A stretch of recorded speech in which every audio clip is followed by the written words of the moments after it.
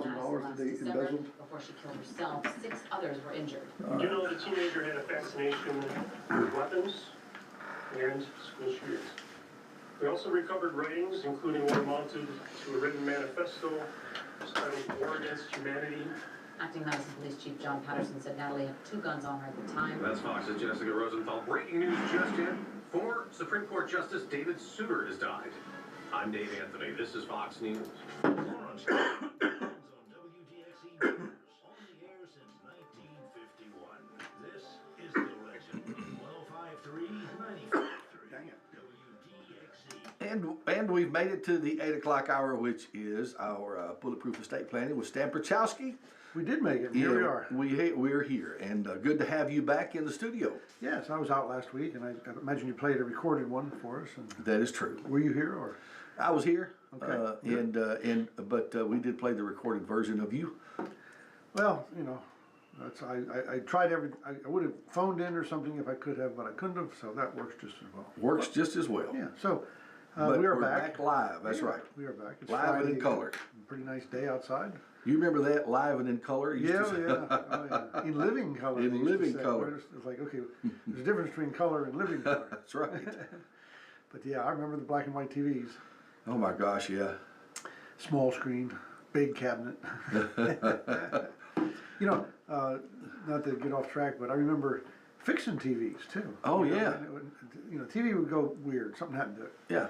You'd open up the back, and there's like 18, maybe 15 to 18 tubes that plug in. Oh, they yeah. have all different prongs, and each one only fits in one spot, right? Yeah. They're kind of keyed, so you pull them all out because you don't know which one it was.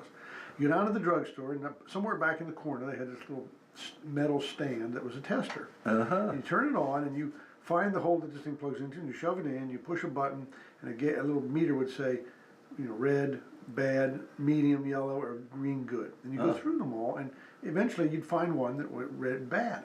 And then you would call the guy over, and they open up the counter below, and they have all these replacement vacuum tubes, and they'd find the one you were looking for. Yeah. You replace it, go plug them all back into the TV, and it would work.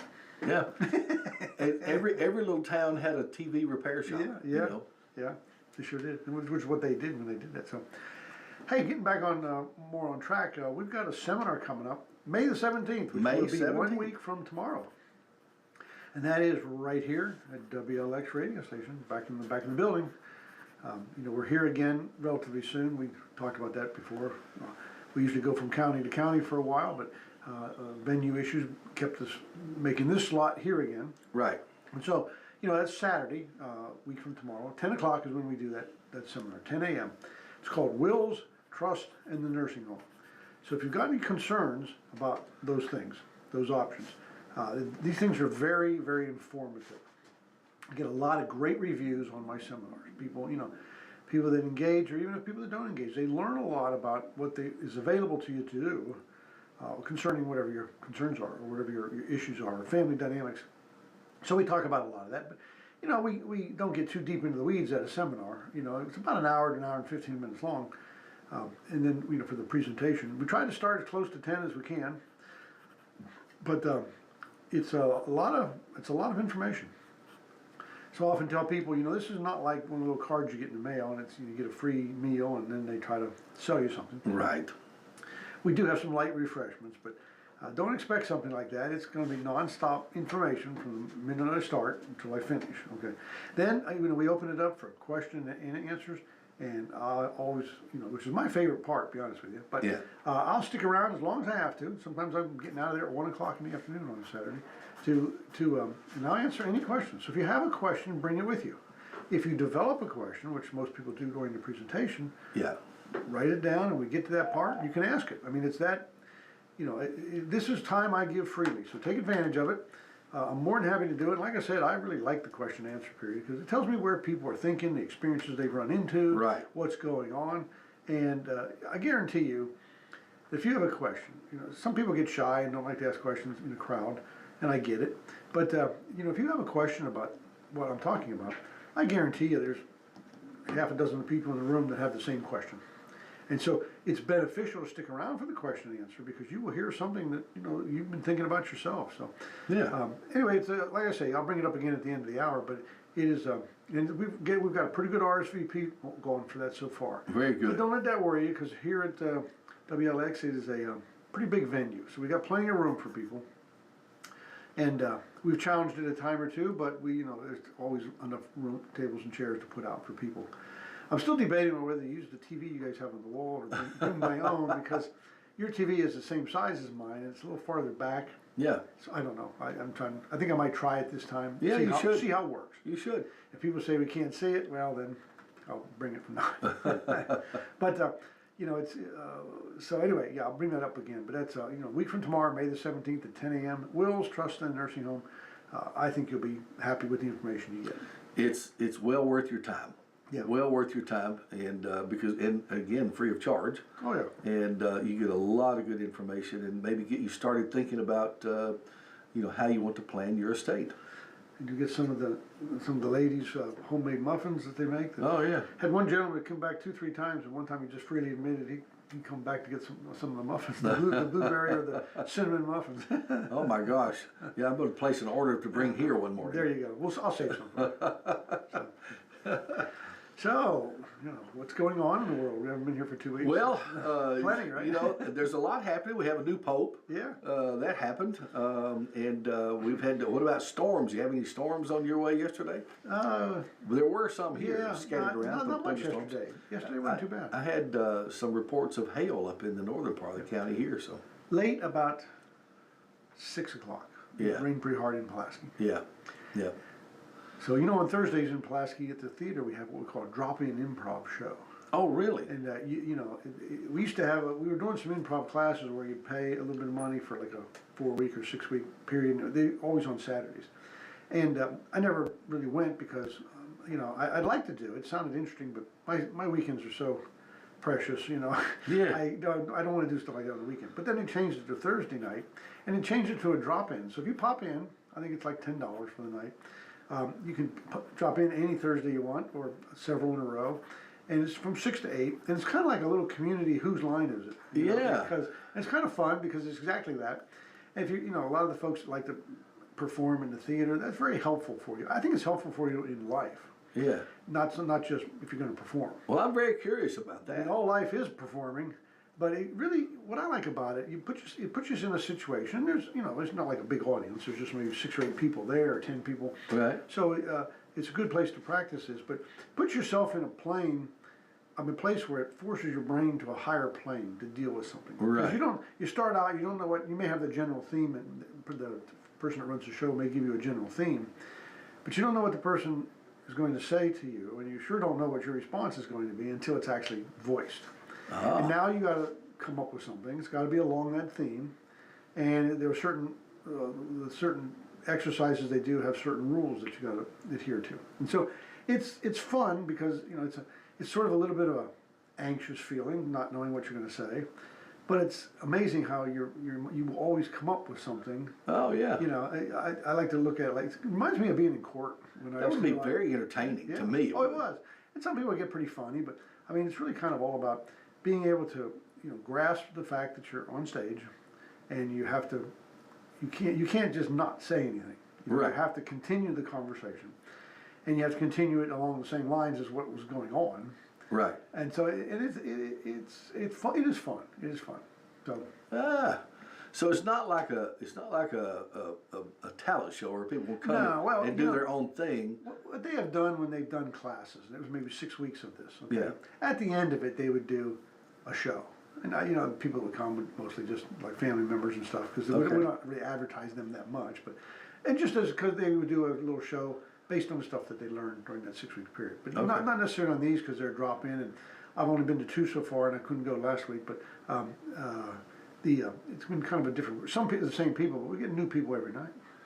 So I'm just curious. So if you just show up over there, you may be a part of what they're doing, or Sure, you just pop in. If you wanted to come, you just show up at 6 o'clock. It's from 6 to 8. You show up at 6 o'clock. Yeah. And it starts. And they say who's they recognize you as being somebody new. And Yeah. I mean, it's not like you're behind the game because you hadn't been to a couple. Oh, okay. Every exercise is like this. You get the instructions on how to do it. Okay. Here's a cool example. They'll take 4 chairs and put them 2 and 2 on the stage there, and you put one guy in the left front chair. He's the driver of a car. Yeah. And he's supposed to display an emotion of some kind, anything you want to pick. Yeah. And he's displaying that emotion, then he stops and picks up a hitchhiker. Okay. But the hitchhiker comes in with some different emotion. And the exercise is, as the hitchhiker comes in, then the driver now has to match his emotion with the new passenger. Okay. Then we pick up another hitchhiker who sits in the back, and he's got another different emotion. Now all three of them are doing the same emotion. Then you pick up a fourth. Okay. Then you exit the car and do the same switch-o, change-o as they leave. Yeah. You know, it's really, it can get pretty funny. And it's not rehearsed. It's improv. Improv. It's all improv. That's awesome. You gotta make it up as you go. I like that. And you know, some people, they start out, you can tell they're kind of having a hard time with it, but Yeah. by the time you get halfway through the 2 hour thing, they start to get the feel of it and start, you know, they let it starts to flow for them. That It's fun. sounds fun. It's definitely interesting. That's every Thursday. Yeah, every Thursday. So if you think, you know, I think it's, you know, it reminds me, I used to be in court. Being in court is a lot of thinking on your feet. I'm going to try that one day. Yeah. I'm going to try that. I think that'll be fun. Bring the wife or somebody, bring one of the kids. There's Yeah. We got a couple of, like, parent-child teams that show up. That sounds fun. Yeah, it is. So, anyway. Good deal. Good deal. Well, you're involved in a lot. Yeah, well, You're you know, involved in a lot of things. You're part of the community over there for a good while now. Oh, yeah. So you kind of branched out, stay involved with the community. We were at a dinner last night, a benefit dinner for Grace House, and I was just impressed with the amount of community people that came out to support the effort and give to it and all that kind of stuff. Oh, yeah. And Pulaski's no different. You know, they have a lot of folks there that would just jump in and help and do what they do. You know, they are. It's a great place. Yeah. You know, we're not plagued with the city concerns that you see places, you know. Like, I mean, maybe a little, you know, Yeah. stuff like that, you know. Somebody said, I was talking to the police about something. We had a break-in one of my buildings and had some tools that were stolen a little while back, a couple months ago. Yeah. And we were talking to the police, and the police were saying that, yeah, and one of the policemen said to me, he said, we've had a huge increase in homeless people here in Johnson County. And Yeah. I said, really? How many? What do we call it huge? He said, we have about 17 now. Which, Yeah. I mean, you know, apparently that's a lot more.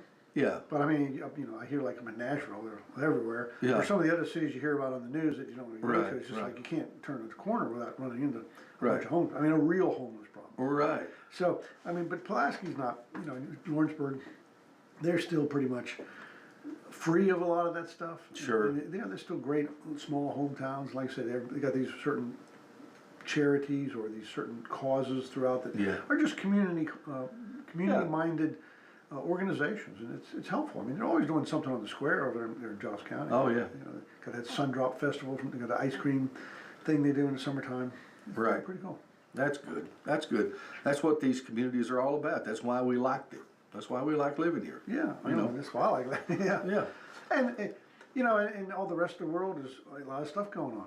Yeah, there is. You know, can't think who said it, but I hear it every now and then. There's a saying that I think is very interesting. It said, "May you be blessed to live in interesting times." Yeah. And I think we are. I think we are. I mean, interesting doesn't mean good and it doesn't mean bad, but it would certainly mean both of those. Yes. Or transitioning from one to the other, or whatever. But we Yeah. definitely live in interesting times.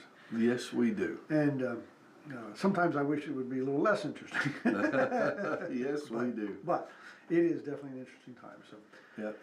so anyway, you know, estate planning. You know, we talk about that all the time. And let me throw out the call-in number in case anybody wants to Yes. start a topic, because I got a few things to talk about. But I'm always open to suggestions.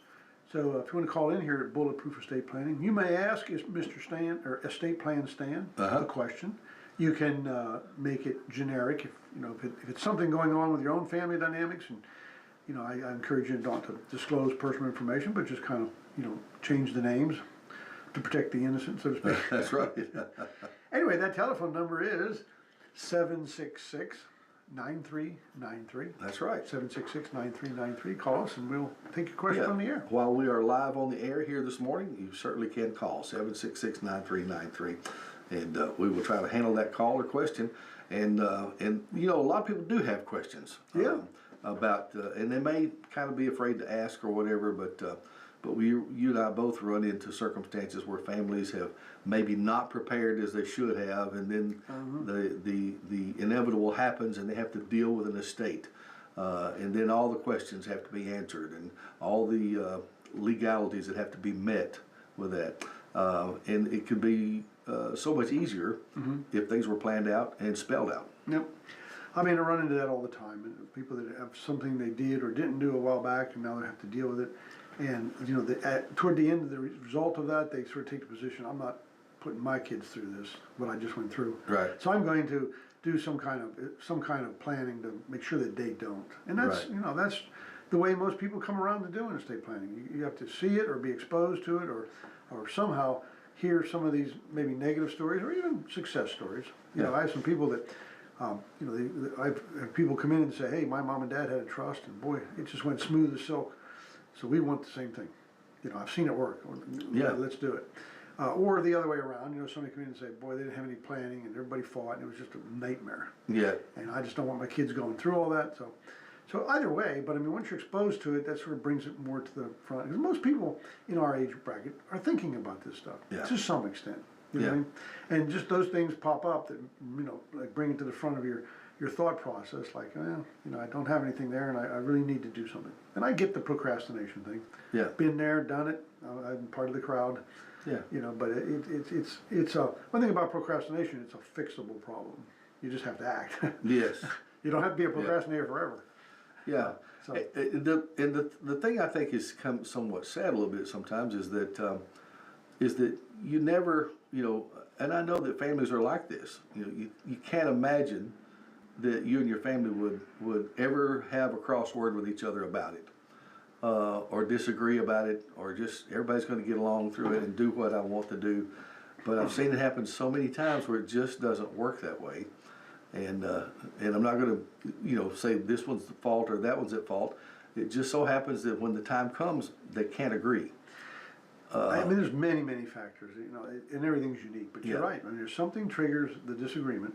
Yep, Or something the, triggers or a the disagreement. discontentment, and it kind of goes from downhill from there. Yeah. Now, I've seen families rehabilitate, but usually it's a tough road to hoe. I mean, it burns a bridge typically, Yeah. and it takes years sometimes to get over that. And then some do, but some just become estranged.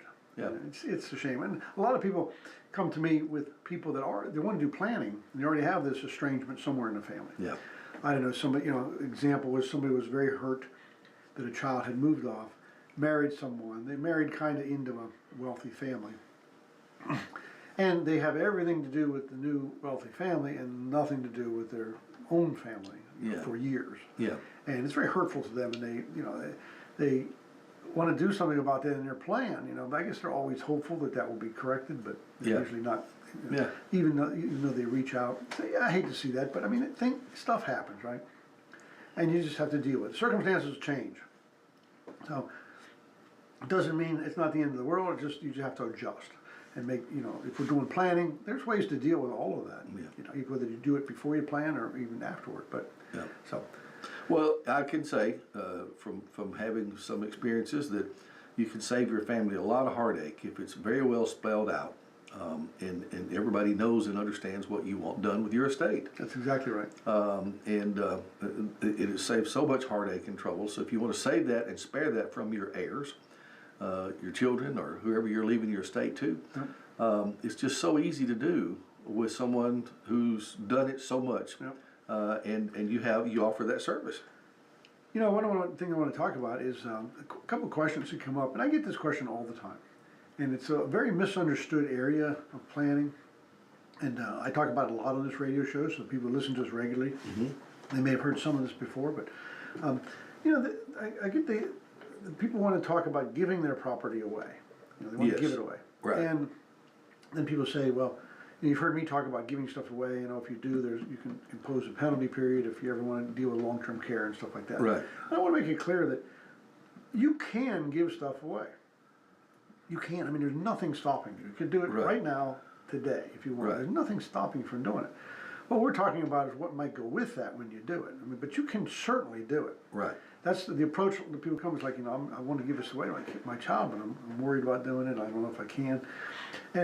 But you certainly can. That's an option. Nothing prevents you from doing it. Right. But there may be some consequences of doing it that might make you think twice about doing it. Yeah. Now, So I want to talk about this giving away because it's a pretty big deal when we're doing long-term care planning. You know, when I say long-term care plan, I'm not talking about somebody being in the nursing home. I mean, you're talking about people that aren't there yet. As a matter of fact, you're probably not even contemplating or seeing it coming. You know, when I talk about pre-planning, I'm talking about people that are like, you know, here we are in our retirement years, or here we are just about to retire, or whatever. We've amassed our wealth, whatever that is, and you know, we're going to start enjoying our retirement years. Yeah. Gee, if one of us has to go into long-term care, I sure hope we don't lose everything, you know, to the cost of that care, because it's so expensive. So that's what I'm talking about pre-planning. No, you're not in the facility and you're not knocking on the door, right? And Right. It's not really foreseeable at this time. And again, I recognize that anything can happen. You know, a stroke that comes out of nowhere. I get that, but you know, when there's nothing waxing our tail about trying to go to the nursing home just yet. No early diagnosis of some onset of dementia or something like that. And you're thinking, you know, just what if that happens? You know, here we are in our retirement years, so we are getting up there in age, and that's the kind of stuff that can happen to people. Absolutely. And so we're a little concerned about it. Well, you know, when we talk about preserving property, one of the ways that we preserve property, when you're in advance like that, when you're in a situation where you're not really looking to head to the facility, is we actually do give property away. Now, you'll hear me a lot of times saying giving stuff away is sometimes the worst thing you can possibly do. And it's a timing thing, and that's what I want to talk about today. I mean, you can certainly give it away, and sometimes giving it away is the solution to the problem. But there's also, you know, so a lot of times what people will do is somebody will go into the nursing home and they'll talk about the high cost of it. You know, the average around here now is like $10,000. I think there was three price raises just in 2024 alone. Oh, wow. In most places. Yeah. Usually when they do it, they all do it. I don't know if too many that just that one does it. You know, they kind of all do it. But anyway, so its average is about $10,000. I think it's like $316 a day or whatever. So the cost is very expensive. Right? Yes, it is. Now, so people will take the position that, you know, if I go in a nursing home, they're going to just get everything. Now, again, the nursing home doesn't take it, but the concept of the industry of long-term care through the TennCare and the government, you know, if they're going to take everything, or if they're going to end up with everything anyway, Right. then why don't I just give it away now? Okay, and that's what I was getting at. You certainly can do that.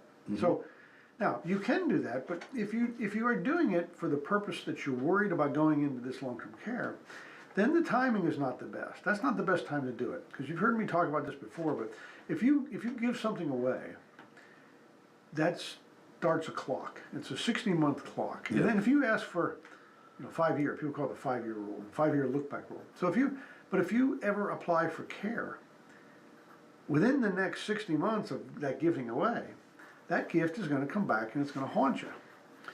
And you know, the reason it haunts you is because the law is structured that way. The law, when I say the law, I'm talking about the TennCare Act. The TennCare Act is the act that provides long-term care to people. So the TennCare Act says, if you have divested yourself, I use the word giving away, divest is the same thing, because I use the word gift because it implies you transfer something and don't get anything in return, like a gift. That's why I use a gift. And that's what I'm talking about. I'm not talking about something you sell. Right. If you sell it, your position hasn't changed. You know, you're in the real estate business. Let's say you have a $200,000 house. So you've got a $200,000 asset, right? Right. And somebody will say, hey, I'll buy that from you. Here's $2,000 cash. Okay. Has your financial position changed? It has not. You still have a $200,000 asset. It just changed posture from the house to the pile of cash, right? Right. So the 5-year rule has nothing to do with that, because you're not divested of anything. Because what the TennCare Act says, if you divest yourself of something within 60 months of applying for care, so now we know where the 5-year window is. It starts the day you ask for care or you ask for help. And it goes backwards 5 years. So if you have so in that 5-year period, they're looking to see if you gave anything away. And if you did, if you gave away the house, and in a situation where people say, well, if they're going to get it all, I'm just going to give it away, it would probably be in the very recent past, right? Yes. You're going to do it, and then within a month or two, you're going to apply. So it's certainly within the 5 years. And what they can do then is they can punish you for that, because the law says that there's a presumption. Now, I won't get into what a presumption is, but under law, there's a presumption, which is In other words, the decision leans in favor of the presumption unless you can rebut the presumption with something to swing the pendulum back the other way. But the presumption is, if you've conveyed yourself or divested yourself of property in 60 months prior to applying for care, the presumption is that you did so to artificially impoverish yourself. Yes. Or the statute actually says for eligibility purposes. In other words, to become eligible. Right. In other words, you can't have very much property to be eligible. So if you give it away, now I got nothing, I should probably qualify, right? Right. That's exactly what the presumption is. And remember that used to be 3 years, that presumption carried, now it's 5. But, so if you give it away and you're worried about going into care soon or somebody's already there, now that is the very worst time to give something away. Yeah. Because that will certainly be in that 5-year period. And they're going to haunt you with this penalty period. The penalty period can be very stiff. I call it a punishment because it puts you in a bad way. So the question that might come to mind would be, is there a time when I can actually give it away and it would be to my advantage or work for me a little more and not be such a detrimental effect? Because if you give it away, let's say your Aunt Gertrude's in the nursing home or she's getting ready to be admitted and we deed the property to one of the kids or somebody in the family, and then she goes in, and a month after she's there, we decide, hey, this is so expensive, we need to get TennCare to help pay the bill. And you fill out the application to send it in. Well, they're going to look back 60 months from the day they get that application. And they're going to see that just a month or two ago, this house was transferred, right? Or this big transfer was. And that's going to fall squarely within the rule. And they're going to say, okay, now we're allowed to punish you because now we can't go get the house back. That worries a lot of people. Yeah. See, if I've given it to my kids, can they come take it away from my kids? And rest assured, the answer is no. What they do is punish you for doing it. You know what I mean? Yes. So and the way they punish you is they say, okay, we're going to impose if you're eligible for care, you don't have anything because you gave it away. But since you gave it away in the last 5 years, we can impose a penalty period, and the penalty period is based on the value of the property you gave away. And there's an equation that you do, and you get an answer. You take what you gave away, divide it by the Tennessee divestment divisor, and you get a number that's in months. Right. And that's the length of months that they're saying, you're eligible, but we're not going to pay for these 12 months. Right. This penalty period, because if you'd have kept that property, you could have used it to pay us. Makes sense, right? Right. And so they impose this penalty period. Now that's a pretty harsh place to be when that happens. So I find myself having more to do, and I can work with it better if I have the asset than if I'm stuck with the penalty period. Yes. Okay, so if that's the case, that's the last thing you want to do when you're close to going into care is give stuff away. Because you have this penalty period, you have to private pay it. Right. And the only other option is to not get care. Right. Which is not a good option either. Or burden the family to give you care, or borrow money from, it's just not a good place to be. Right. And so we avoid that, but could there be a time when we give it away when it's not that devastating? And the answer to that is yes. And that's when I talk about my asset protection trust. And that's why I talk about, that's the solution to this not going broke in long-term care problem. And I talk about that at the seminar quite a bit, okay? And so let's play that out a little bit. When I talk about an asset protection trust, when you listen to me, the general concept you might get is, well, you get this trust, you put property in it, it's protected from creditors or future creditors, right? I can always people always feel like if I've got a mortgage or if I got a car payment, I've got a creditor. Right. So that not really. Those aren't the creditors we're talking about. If you got a mortgage, or in Tennessee we call it a deed of trust, but you're paying off a note, right? You've got a contract, and as long as you're doing what the contract says to do, you don't have a creditor because you're specifically performing. You're paying the bank, Right. the loaning, and there's no remedy they can exercise as long as you're paying every month. So it's not a creditor, and even if you did something, that creditor always has those rights, right? What I'm talking about is a future creditor. The asset protection trust will protect you from a future creditor. So if we're pre-planning, long-term care is a future occurrence. Yes. And so, but if it does rear its head, we want to be prepared for it. So, so the concept may go across it. We put property in trust, and then it's protected from them. But a little more goes on that maybe bring it down to the closer to the tabletop, so you can see exactly what's going on. And that is, when you have an asset protection trust, the best time to do it is, like I said earlier, when long-term care is not really on the radar, other than you thinking to yourself, gee, if that happens, I sure don't wanna get cleaned out. You know what I Yes, mean? right, I mean, exactly. I'm feeling okay, I don't have anything right now that's gonna send me into care, my spouse is in pretty good shape so far. But we are, 60, 65, 70, so that's something we think about, right? But, that's the time you can give it away, and it's Yes. to our advantage, and here's why. When you give it to a trust, okay, it still triggers this 5-year rule, okay? Now, why is that? Here's why. The 10 Care Act first of all, the 10 Care Act has nothing to do with trust law. No, And the trust law has nothing to do with 10 Care Act.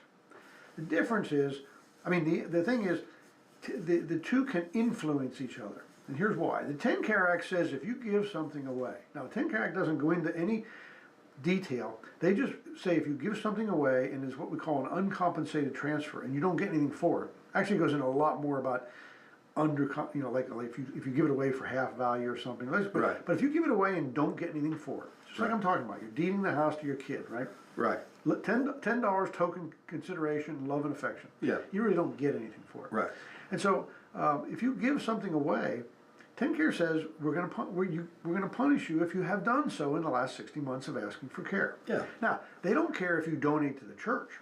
Same thing. Right. If you donate to church, that shocks people. If I donate to church, they're going to punish me? And the answer is absolutely yes. Why? Because it's a divestment. And you've Yeah. done it in the last 60 months. Yeah. Now, let me get one thing clear right off the bat. If you give it property away, wherever you give it away, if it's 60 months later, it's free and clear. There's nothing they can do, right? So Right. I'm only talking about these divestments that people will do within that 5-year period. okay, So you give it away, and 10 Care Act says, I don't care if you give it to church, I don't care if you give it to your kid, I don't care if you donate it somewhere, I don't care. If you divest yourself of it, it is ripe for us to impose a penalty period if you have done so in the last 60 months, okay? Right. Now, they don't say anything about trust, but when you give it to it, now let's go over the trust law side of things. When you put property into a trust, let's take that $200,000 house I just mentioned. If you put a $200,000 house into a trust, the trust is not paying you $200,000.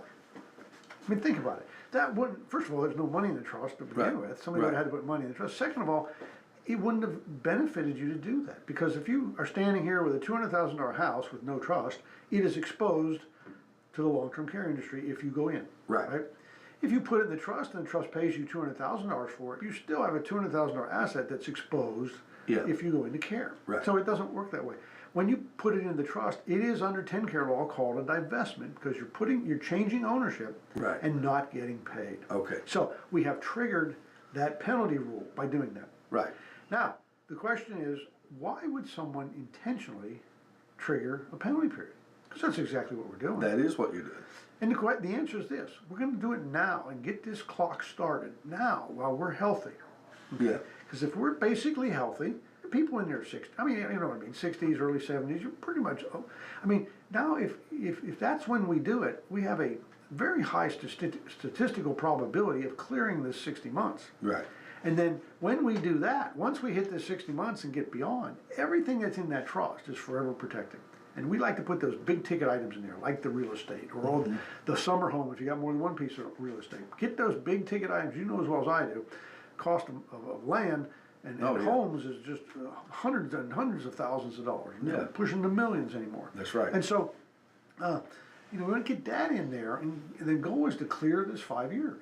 Now, I'm not probably going to get in today about what happens if you don't make the 5 years, but that's an interesting topic too, because we can still make it work for us. But Right. that's the goal. So we are actually giving it away. We're taking advantage of this gifting, but we're trying to make it work for ourselves by doing it at a time when we know we're not going to impose, there's a good chance we're not going to get a penalty period. right. And so that's exactly what we want to do. So you want to trigger that penalty period as soon as you really can.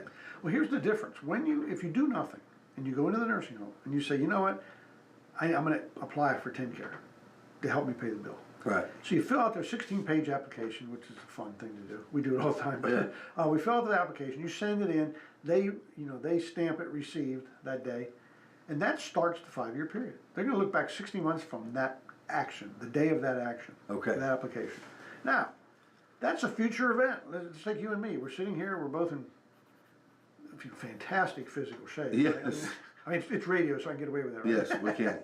No, it's visual radio, so Yes. they'll know. We're basically in good enough health that we're, long-term care is not in our short-term radar. Not in our immediate Yeah, future. I mean, we don't see it. So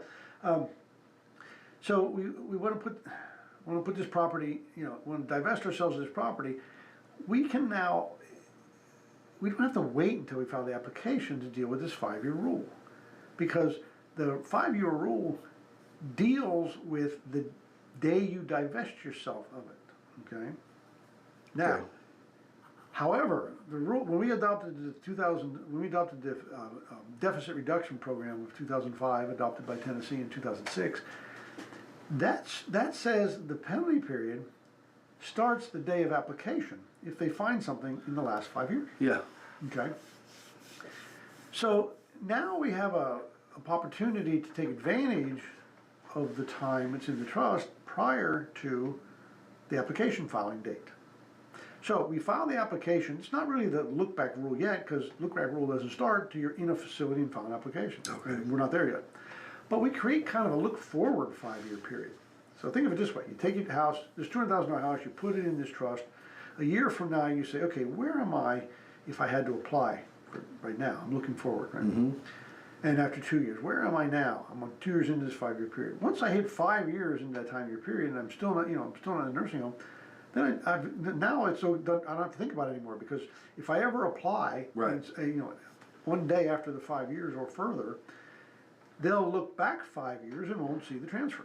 I mean, they'll see it, but there's nothing they can do about it because it's a jurisdictional time period. You know what I Yeah. mean? They'll see, okay, I see the house was transferred 5.5 years ago. There's Right. nothing they can do about that. So we've taken advantage of this penalty period by triggering it now, right. while we were in basically statistically good health, and got a 95.5% chance of getting past this 6-month period. Perfect. So this whole thing started out as, can you give it away at a little more advantageous time to make it work? And the answer is yes. Now, the advantages of doing it this way continue.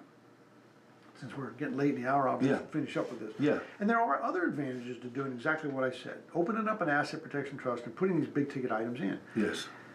And one is you still maintain control and use of the asset. You know, if you say, son, here's my house, $10 love and affection, here's the house, it's his.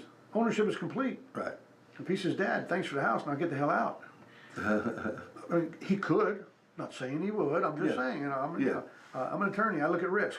Right. And he could do that because he owns it. Now, when you put it into a trust, it's still in a trust, it's in your trust for your benefit. There's just other restrictions about how you can deal with it, but you can certainly live there.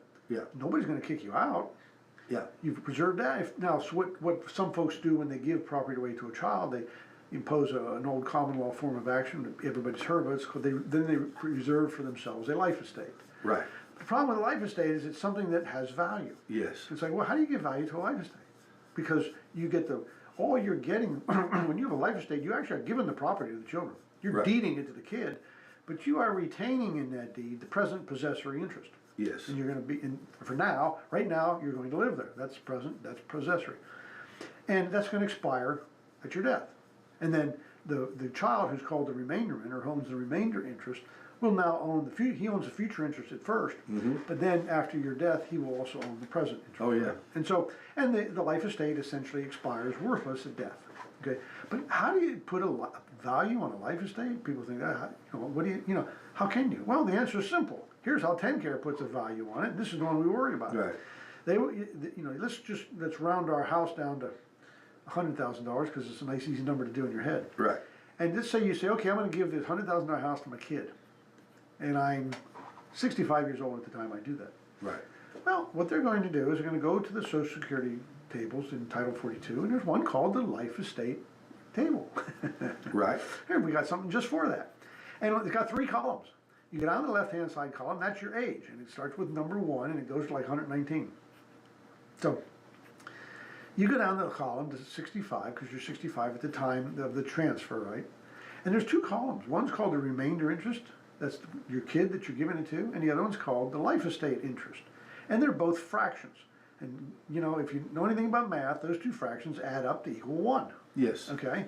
And so, typically, it's about if in this age frame, I've looked at it a million times, in this a 65-year-old age bracket, you'll look at that and the remainder interest will be something like 60%. Now, it's not, this decimal is to 6 decimal places.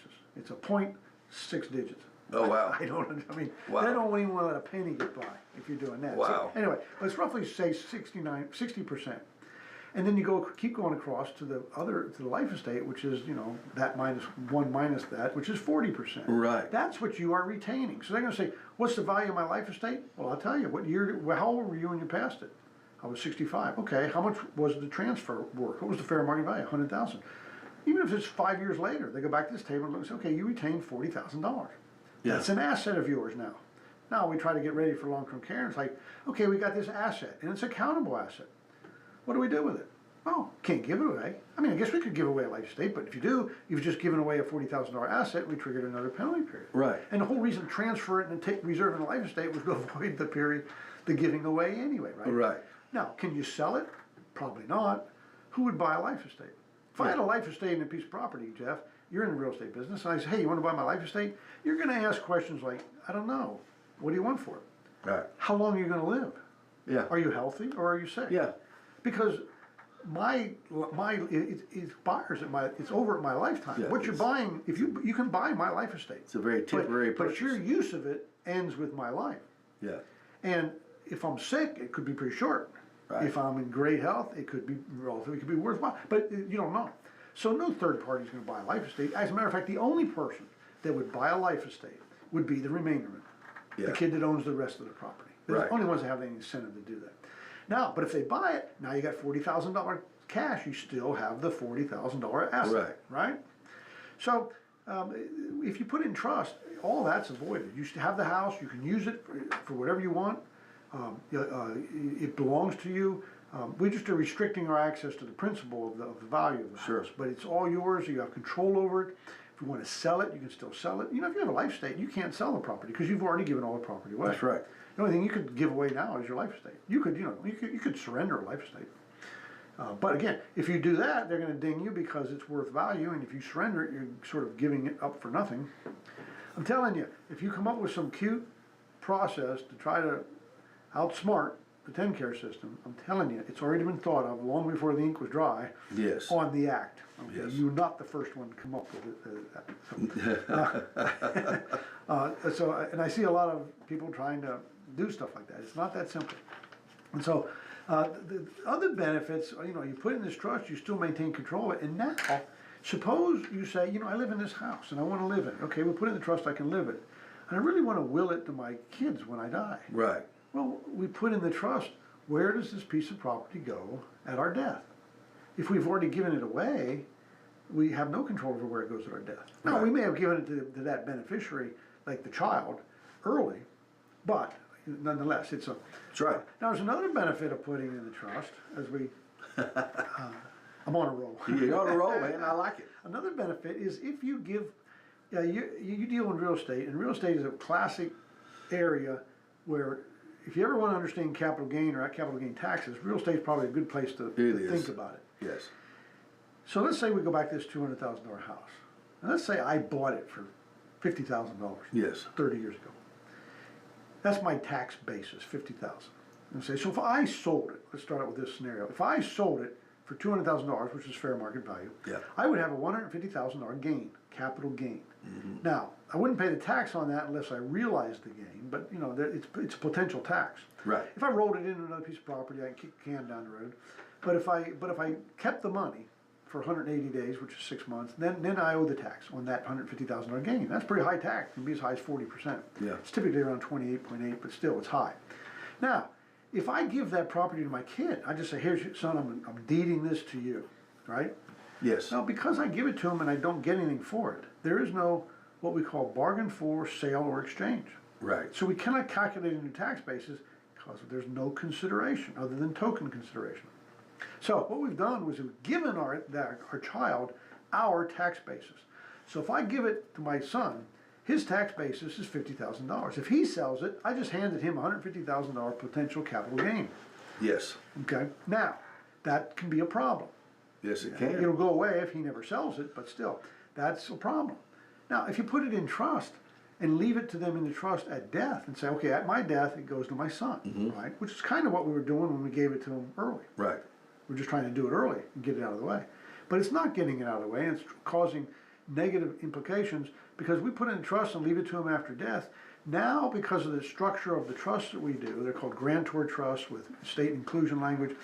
Won't get into that, but because of the kind of trust we do, the property, when it gets inherited, the son now enjoys what's called a step up in basis. Right. And so his tax basis is going to be the fair market value the day of my death, Right. which in this case would be $200,000.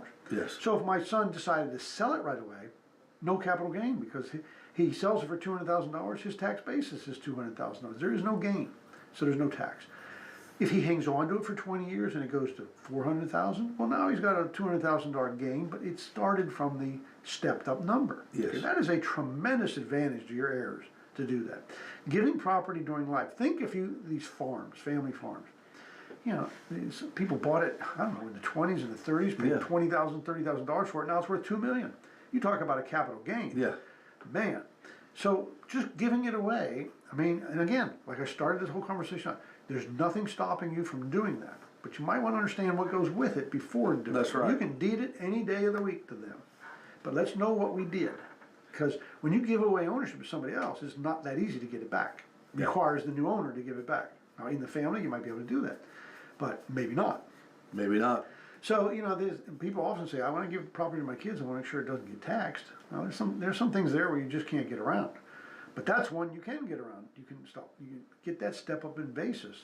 I mean, that step up in basis, they've tried to attack that a couple of times in the last 10 or 15 years. They've talked about doing away with that, but it never does get any momentum or steam. Yeah. You know, because too many people do it, including the people that are talking about getting rid of it, right? Yeah. I mean, it's an advantage to people. We want it to be. They talk about that when they're trying to gain more revenue, Yeah. right?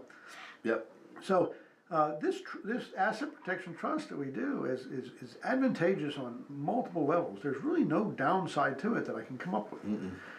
But as opposed to trying to do it by just a simple act of giving a piece of property away, triggers these 3 to 4 negative things that I brought up with, all of which are cured by putting it into the trust. Right.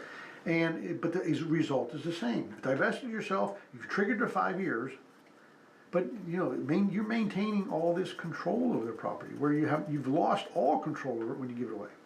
Yes. So, again, The trust certainly seems like a really good option. I mean, there's the right way to do things. I mean, there's a good way to do things and a not so good way to do things. You know, is one right or wrong? I don't know. It depends on your family dynamics. But if one's going to be trigger a huge tax and one does not, I can't imagine that being the right way to go. Yeah, absolutely. But I mean, and even if we run into problems where somebody's already in the nursing home, sometimes, not often, but sometimes the trust is the way to go. And the circumstances that trigger the trust at the 11th hour are these. If somebody goes into the nursing home, let's say Aunt Gertrude goes into the nursing home and she owns this 200-acre farm. It's hers. You know, Yeah. Family's working it, the family's farming it, the family's making income off it, and it's supposed to go to the family, right? She has a will that says it goes to the family at my Right. death, but she goes into long-term care first, okay? And people come like to me and say, we got to save this farm. The utmost important goal number one is save this farm, Right. because we got 3 families that depend on it, on and on. So we might put that property in trust, because the minute we put it into an asset protection trust, now we've divested ourselves of it, but the minute we put it in the trust, TennCare cannot get at it. The only Right. thing you can do now is impose the penalty period because we've given it away, right? Right. Now, in that situation, we may just have to deal with a penalty period, or we can mitigate it, but we may have to live with some of the penalty period, but that's better than losing the farm. Because Right. the farm is worth a couple of million, Right. 3 families depend on its income. I mean, a tremendous disruption if we lose the property. So it's not often the tool to use, because we really want to trigger this 5-year period way in advance to Oh, get yeah. it the heck out of the way. Right. But if at the last minute, sometimes that's a way to do it, if we gotta absolutely positively have to save that land. Absolutely. The minute we deed the trust, they can't get at it. So now we gotta worry about how to pay for how long we're gonna be in long-term care before the 5 years expires. So, anyway, now that's usually something, you know, with those kind of valuable assets, we can usually get there. Sure. So there's some loss in that situation, but that's not the primary goal. The primary goal was saving this piece of land that's, you know, been in the family for generations, and they want it to stay in the family for generations. So, lots of advantages to the trust, and anyway, that's one of the things I talk about. I don't get into the weeds that deep on some stuff at the seminar, but we talk about it. I do a PowerPoint that shows how it works, how property goes in, how property can come out, stuff like that. More of a visual than you can get here on the radio. And you know, of course, like I said before, that seminar's coming up May 17. That is 1 week from tomorrow. Tomorrow, that's right. Saturday, at 10 o'clock in the morning. It's going to be right here at the WLX radio station. Everybody in Lawrenceburg knows where it is, but if you don't know where it is and you're coming from somewhere else, it's easy to find, or you can plug it in your GPS. The physical address is 1212 North Locust Avenue, Lawrenceburg, Tennessee. GPS will bring you right here. When you pull into the parking lot, don't go to the radio station at the door at the front. It'll be locked. That's right. And don't think, oh, this door's locked. Come to the back of the building. Used to be a bowling alley. It's kind of a long building. That's right. Come to the back of the building. There's a set of double doors there. You can't miss them. Yep. There's no signs or labels there, but that's it. You'll see cars parked, right? Yes. Come in those double doors. That's where the seminars are. Right under the giant tower. It's a place they call the Country Cafe, but it's not really labeled. It's not really a restaurant or a cafe in the true sense of the word. But that's where it is. And it's a nice big place where they pick and grin and dance on Friday nights, which they'll be doing tonight. And have a good time. Yeah, and have a good time. I've right. gone to that time or two, and it's fun. But that's where it's going to be. And you know, if you listen to me on the radio and you have developed some questions on what I talk about, and you want to ask them, write them down, bring them with you. They are welcome. Your questions are welcome. As a matter of fact, I encourage it. Don't come to this seminar and leave with a question you have unanswered. Yeah. Don't do it. I offer the time freely. I'll answer it in as much detail as I can. Now, a lot of times I can give you a generalized answer because I don't know the family dynamics at this point, because we're just talking about it. But you know, there's usually always a solution to any problem that people have. Yeah. And you know, I'm more than happy to do it. Like I said many times, the question and answer period is my favorite. I just like to know where people are at, what their circumstances are, what their experiences are, what their what kind of results have they had when they talk to people or talk to the nursing home and stuff. And I get a lot of good impact, real life impact. You know, stuff about where the rubber meets the road for people that are actually in care or trying to get into care and stuff like that. So the questions are certainly welcome, even encouraged. Help yourself. Right. And I just enjoy doing it. And we'll have some light refreshments there. Yeah. Let's have some Miss Tammy's famous muffins, and you know, so the girls will be there with me.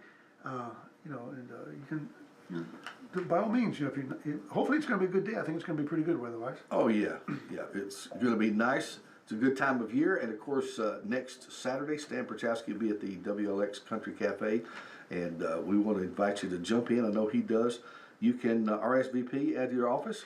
Yeah, and you can call my office at 931-363-7222. That's 363-7222. You can go to my website, estateplanstan.com. That's right. And you can walk in. If you can't commit, just pop in. The RSVP is pretty loose. We just like to know a head count, because we like to put the tables and chairs up ahead of time and have enough. Well, I think you'll be pleasantly surprised at the amount of information you'll get, and you know, I run into folks who all the time maybe haven't planned at all, and they need to start thinking about it. I've surprised at how many I've run into too that want to write their own thing. Yeah. And that gets kind of distorted. You can. It just certainly is governed by rules and has to be done right. So. Yeah. Anyway, you'll find out a lot, and it's free of charge. And of course, you'll get to meet and ask questions with Estate Plan Stan himself. Check him out online too at Estate Plan. We'll bring it up again next Friday night, next Friday morning. Next Friday morning. Thank you, Stan. Thank you. All right, buddy. This is a Fox News alerts. A former Supreme Court justice has died. I'm Dave Anthony. David Souter, who served almost 2 decades on the Supreme Court, appointed in 1990 by President George H.W. Bush. He was born in Massachusetts in 1939.